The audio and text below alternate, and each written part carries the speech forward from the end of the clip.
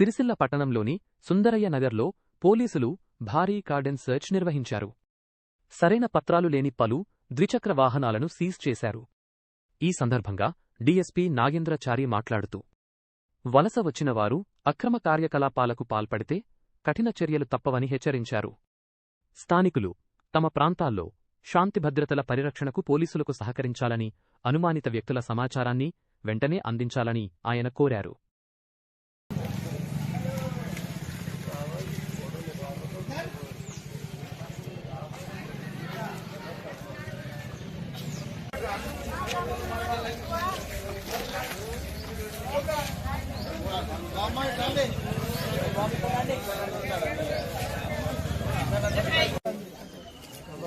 ఈ రాత్రి పూట మందు అమ్ముతున్నారని, లేకపోతే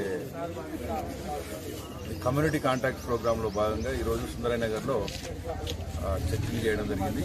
చెకింగ్లో భాగంగా కొన్ని నెంబర్ ప్లేట్ లేని, తర్వాత డాక్యుమెంట్ లేని వెహికల్స్ సీజ్ చేయడం జరిగింది. తర్వాత వీటిని చూసిన తర్వాత ఇది చేస్తారు. తర్వాత ఇక్కడ ప్రజలతోటి మాట్లాడి ఇక్కడ ఎలాంటి ఇల్లీగల్ యాక్టివిటీస్ చేయొద్దు, ప్రశాంతంగా ఉండాలి అని చెప్పడం జరిగింది.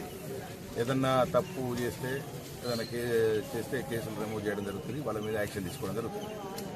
ప్రజలందరూ కూడా రిక్వెస్ట్ ఏంటంటే, ఇది ఈ ప్రాంతానికి వచ్చి ఇల్లీగల్ యాక్టివిటీ కోసం ప్రోత్సహించొద్దు వాళ్ళను. ఇక్కడ లోకల్లో ఉన్న వాళ్ళు కూడా ఇల్లీగల్ యాక్టివిటీస్ చేయొద్దు, మందు అమ్మడం కానీ లేకపోతే ఇంకేదైనా అమ్మడం కానీ చేయొద్దని చెప్పేసి అందరినీ రిక్వెస్ట్ చేయడం జరిగింది.